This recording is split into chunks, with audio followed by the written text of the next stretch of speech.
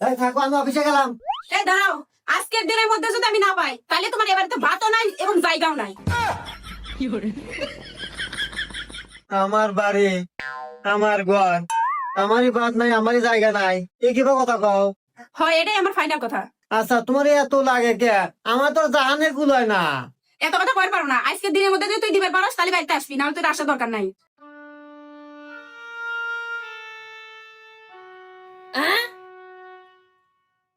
এ ভাই, তুমি অবশ্যই যাও, আবার দেখে মন খারাপ করে বসে আছো কে? কি হয়েছে?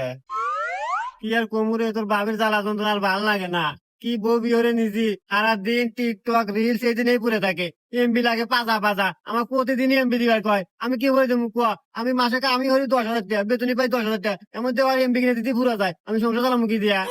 আরে ভাই, এই ডিজিটাল যুগে তোমার ব্রেন কোনে থাকে? পাসাই নাই। হাই, তুই ছোট ছোট ভাই, তুই বড় ভাই, কি কি কি কথা কস?